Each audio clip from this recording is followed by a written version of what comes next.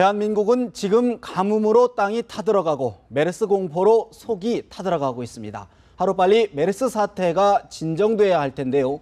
천병철 고려대 의대 예방의학과 교수 모시고 현재 메르스 상황 더 이야기 나눠보겠습니다. 교수님 어서 오십시오. 예, 안녕하십니까. 천병철입니다.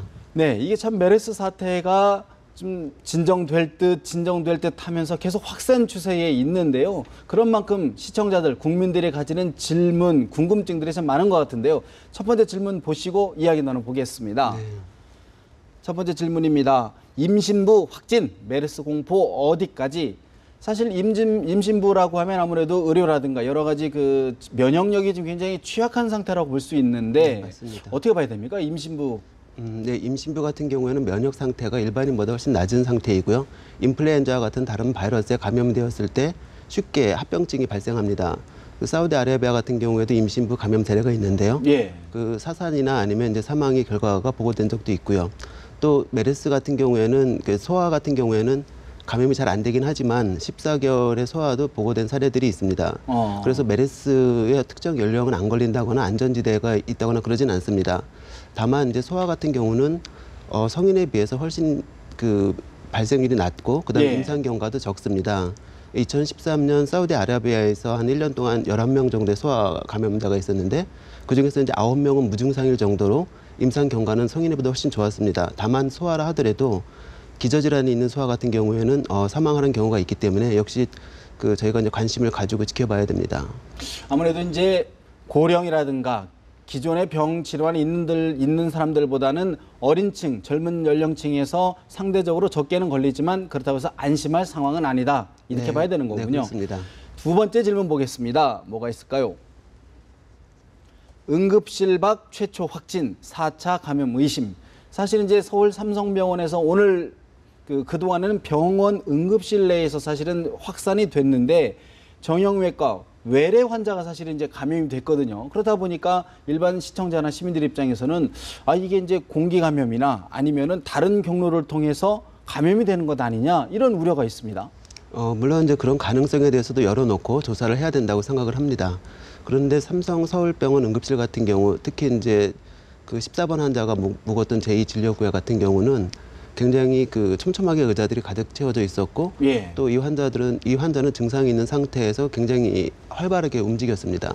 그 상태에서 많은 그 응급실에서 600명 이상의 환자들이 그 서로 그 접촉하면서 그 질병을 옮겼을 가능성이 있고요. 예. 그리고 그 와중에서 또 지금 이제 그 외래를 방문했던 분들하고 접촉했을 가능성도 있습니다.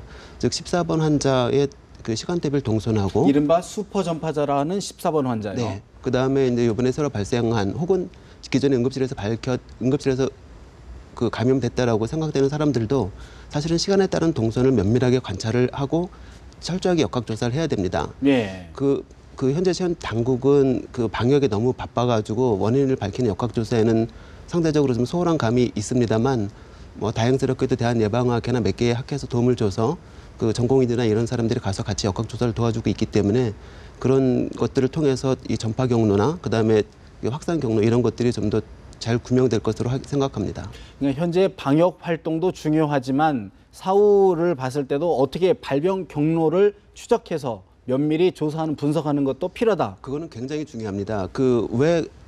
짧은 시간에 슈퍼 전파자가 됐고 그 슈퍼 전파자가 어떤 상황에서 슈퍼 전파자가 되고 어떻게 해서 그 많은 사람들을 동시에 감염시킬 수 있었는지 이것들은 반드시 밝혀야 됩니다.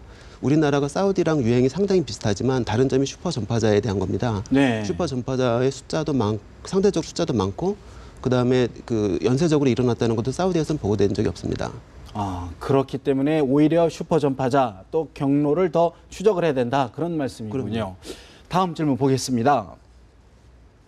경찰관도 메르스, 지역사회 감염 가능성. 사실 응급실 밖 외래 환자의 우려와 똑같죠. 경찰관, 예를 들어 이분이 치료를 받고 왔다 갔다 1차 양성, 음성 이렇게 막 뒤바뀌면서 여러 병원을 왔다 갔다 하는 거 아닙니까? 그렇다 보니까 똑같이 지역사회로 감염될 가능성에 대한 우려가 높은데요. 어떻게 봐야 됩니까?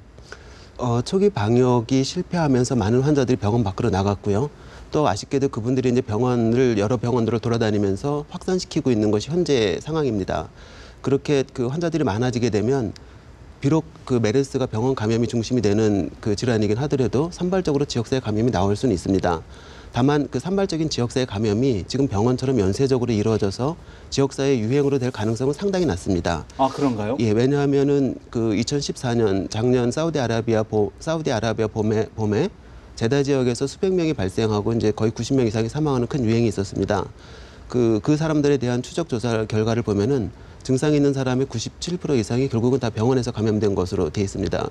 사우디아라비아 자료를 보지 않고 현재 우리나라 유행 자료를 보더라도 1번 환자, 즉 슈퍼 전파자라고 평택 성모병원에서 많은 환자를 감염시켰던 1번 환자의 경우도 그 여러 병원을 다니고 사회적인 접촉을 했지만 결국은 그 병원에서 접촉한 의사나 의료인 혹은 이제 환자들만이 주로 감염됐거든요. 네. 그만큼 지역사회의 감염보다는 병원 감염이 쉽게 이루어지고 그 지역사회 감염의 가능성은 낮다는 얘기죠. 그렇지만 현재처럼 그 병원 감염이 계속 이루어지고 연쇄적으로 이루어지고 놓치는 환자가 있을 경우에는 산발적으로 지역사회 감염자가 생길 수 있는 겁니다. 아, 현재까지는 지역사회 감염자가 발생하지는 않았지만 가능성도 배제할 수는 없다. 예, 그렇지만 지역사회 유행으로 번질 가능성은 낮습니다. 아, 왜냐하면 이제 슈퍼 전파자가 될 가능성이 낮다. 이것 때문에 그런 건가요? 병원 환경은 그 슈퍼 전파가 일어날 약에 딱 좋은 환경입니다. 왜냐하면은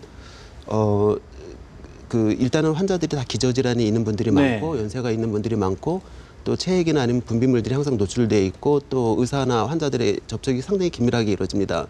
그런 환경, 특히 그런 환경, 그리고 또 우리나라 일부 병실에서 이 환기나 이런 것들이 잘 안 되면서 그 비말 대신에 에어로졸이 일부 감염 역할을 가능성을 완전히 배제할 수는 없는 상황이고요. 예. 그런 것들이 결국 병원 내 슈퍼 전파자를 만든다고 생각이 됩니다. 그 2003년 사스 때 싱가포르에서도 슈퍼 전파자들이 그 보고됐었습니다. 한 명이 20명에서 40명 정도씩 감염을 시켰었고요. 그것도 이제 주로 이제 병원을 중심으로 이루어졌습니다. 근데 지역 사회에서 그렇게 그 확산이 되기 위해서는 그 공기 매개 감염이나 이런 것들이 있어야 되는데 현재까지의 증거는 그런 쪽으로 부정적인 증거들이 더 많습니다. 상대적으로 병원 환경 자체가 일반 지역사회보다는 더 병을 키울 가능성이 높다. 그런 우려시군요. 다음 질문 한번 또 보겠습니다. 서울시가 지목한 30대 의사 상태 위중. 사실 이 환자 때문에 서울 삼성병원의 어떤 그 대규모 감염도 밝혀지고 여러 논란이 있었는데 의사라는 점에서 또 30대 중반의 젊은 의사라는 측면에서 좀 시민들이 갖는 공포, 좀 염려가 더 큰 것 같아요. 어떻게 봐야 됩니까, 이 부분? 네, 35번 환자의 개인적인 상태에 대해서 제가 말할 수 있는 그 위치는 아닙니다. 다만 이제 분명하게 말씀드리고 싶은 것은 과거 사우디 유행 사례를 보면은 일반 인구에서 치명률이 38% 정도로 측정될 때도 많은 의료인들이 감염이 있었습니다만 결국 의료인들에서 치명률은 한 5% 정도로 상당히 낮았습니다. 또 이분이 평상시에 질병이 없었기 때문에 현재 그 진행되는 과정은 그 메르스라는 질병의 자연 경과 상태로 판단될 수 있고요. 하루빨리 이제 완쾌되기를 기원합니다. 그 수준으로 어쨌든 뭐 의사라고 그래서 뭐 메르스에 더 강하다 이렇게 볼 수는 없는 건 거죠. 그렇습니다. 똑같은 인간 사람들이기 때문에 좀 경과를 봐야 되겠죠. 예, 오히려 이런 기회에 그 병원에서 근무하는 의사, 간호사, 의료인들이 병원 내 감염에 대해서 좀 더 경각심을 갖고 환자나 본인 보호에 좀 더 그 관심을 갖는 계기가 될 거라고 생각을 합니다. 그렇겠죠. 아무래도 감염 가능성이 더 그만큼 취약하다 이렇게 볼 수가 있겠군요. 그렇습니다. 또 궁금증이 여러 가지가 있는데요. 또 한번 보겠습니다. 한국에서 공식 깨진 메르스 잠복기 길게 예를 들어 지금 중동에서 메르스 바이러스와 또 한국에서 온 메르스 바이러스가 유전자적으로는 뭐 비슷하다라고 하는데 전파되는 감염 양상은 다르기 때문에 좀 뭐 다른 것 아니냐 이런 얘기가 나오는데요. 예, 사우디에서 측정된 최대 잠복기가 꼭 우리나라에 잘 맞는다 이렇게 얘기할 근거는 없습니다. 그렇지만 이 최대 잠복기라는 것은 사실은 이제 확률적인 것이고요. 사스 같은 경우도 최대 잠복기가 10일이었지만 홍콩에서는 10일이 넘는 환자가 꽤 있었습니다. 그것은 이제 특히 이제 현재 18일 이렇게 측정되는 사람들은 평택 성모병원 환자들인데요. 평택 성모병원 같은 경우에는 그 8층에 있던 환자하고 7층에 있던 환자들이 서로 섞이면서 그 서로 바이러스를 주고받으면서 그 안에서 3차나 4차까지 이루어졌을 가능성이 있고 언제가 감염일인지 불분명한 상태이기 때문에 이게 최대 잠복기를 넘었다고 확정 지을 수는 없습니다. 분명하게 말씀드리고 싶은 것은 역시 확실한 역학조사를 통해서 정말로 잠복기가 넘는 것인지 이런 것들을 분명하게 밝힐 필요는 있습니다. 그만큼 또 외국 학계에서는 우리 한국 사회의 이번 감염 사례가 메르스를 또 연구하는 또 계기가 될 수도 있다. 또 그런 평가도 나오던데요, 보니까. 거기에 대해서 사실은 우리가 예. 현재 아까 이제 슈퍼 전파자 우리나라에서 이렇게 슈퍼 전파자가 왜 많이 나왔을까? 왜 짧은 기간 동안에 그렇게 많은 사람을 동시에 유행시킬 수 있었을까? 이런 것들에 대해서 현재 지금 역학조사를 철저하게 하지 않으면 안 되고요. 그런 네. 쪽으로 당국이 관심을 가지고 밝혀줘야 됩니다. 그렇군요. 제가 볼 때는 개인적으로는 가장 궁금한 질문입니다.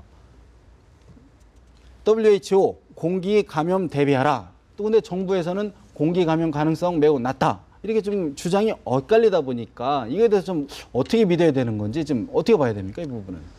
공기 매개 감염이라는 것은 우리가 흔히 얘기하는 비말 감염하고는 다릅니다. 비말이라는 것은 말하거나 기침할 때 튀어나오는 작은 호흡기 알갱이고 이것은 공기가 없어도 튀어나오는 힘으로 전파가 가능합니다.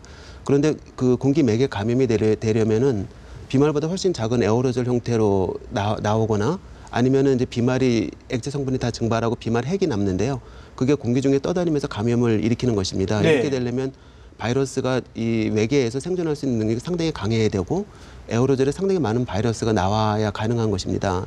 공기 매개 감염이라고 했을 때 예를 들어서 삼성 응급실을 들리지 않았음에도 불구하고 전혀 다른 데서 환자가 발생했다라고 한다면 그것은 이제 공기 매개 감염을 시사하는 중요한 사실이 됩니다.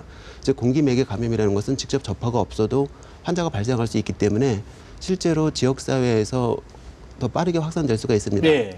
근데 우리나라 현재 유행 상황을 본다 하더라도 공기 매개 감염의 가능성을 주장하는 것은 약간 좀 성급하지 않나 이런 생각이 듭니다. 다만 슈퍼 전파 상황, 즉 병원의 어떤 특수 상황에서는 환자가 많은 에어로졸을 발생시킬 수가 있고 그 에어로졸이 공기를 타고 감염시킬 수 있을 가능성이 충분히 있기 때문에 거기에 대해서는 이제 이번 기회에 좀 연구를 해볼 필요가 있습니다. 하여튼 뭐 여러 가지 우리가 공기 전파 가능성을 무시해서는 안 되지만 그 가능성 너무 부풀려서 생각할 필요는 없다. 이렇게 봐야 되겠군요. 현재 증거에서 공기 매개 감염이 있다고 얘기할 수 있는 증거는 없습니다. 그런 상황은 아니다. 네. 마지막 질문입니다.